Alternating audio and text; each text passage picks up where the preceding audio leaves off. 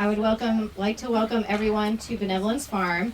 My name is Kristen Powers. I've had the honor of serving as executive director here since December 2019.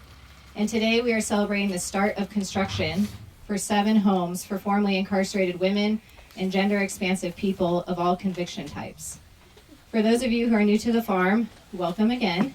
Benevolence Farm is a nonprofit that works alongside formerly incarcerated women and gender-expansive people, no matter their conviction, to provide housing, employment, and community care. Participants set their own goals, rooted in dignity and autonomy, and many leave the farm to become leaders in their families and communities across North Carolina, predominantly in our rural areas. And over 5 years ago, 2 women planted the seeds for this tiny home effort. In 2019, I was standing right over there near the chicken coop y'all passed by, serving as the board chair of Benevolence Farm, when our executive director, Lashana Austria, pointed to where we are now and said, what would it look like to have a second phase of housing back here? Y'all passed by our primary housing as you entered, and we've had that since 2014, but we wanted to think about what a next phase would look like. And then Deb posed a similar question. Deb, a woman who was incarcerated for 27 years in North Carolina prisons, came home in 2018. And the challenges she faced in those first few years were immense. The last time Deb had experienced freedom was in the early 90s. While she was incarcerated, frozen in time, the world moved on.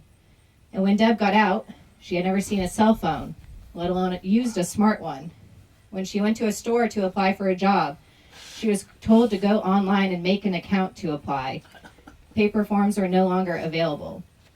Deb was also clear that she was afraid to live alone after her time here at Benevolence Farm. She'd never lived alone before. Deb also felt like it was a big ask to navigate this entirely new world by herself, in neighborhoods where she wasn't sure she was safe. As someone with a severe crime, and now an older woman, Deb didn't believe she could just go to her neighbor's door and knock to ask for help. What if they had Googled her? What if the landlord gossiped about Deb's record? Where would she go for help? And who could she trust?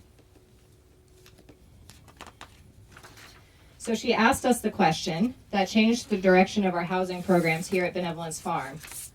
What would it look like to practice living free and independent amongst a community of people who get me? And now, over 5 years later, we've arrived at one answer to that question, our tiny home community, designed from the very beginning with input by formerly incarcerated women. Sadly, Deb passed away just 4.5 years after her release from throat cancer. And while she is not physically here today, we build this tiny home community in her memory and legacy. And before we hear from our speakers, I want to take a moment to thank other partners who have made this ambitious rural housing development project possible. Thank you to those who have invested in the safe and dignified housing opportunities here at Benevolence Farm. The Mounty family, the Meldrum Foundation, the Snyder family, dozens of people who have made monthly and meaningful contributions to the farm. We like to call them our cultivator crew, and those who contribute but wish to not be recognized. And thank you to our design and build partners who have gone above and beyond their job duties and their contracts to make this dream a reality and translate every single construction term that I did not understand. That includes Robin Heeks of Heeks Collaborative and B-Side Homes. You can feel they're over there. Bobby Tucker of Bodie Land and Design. Jensen Roll and the Roll Construction Team. Tim Michael of Mech Build. And Charles Leahy of Eco Panels.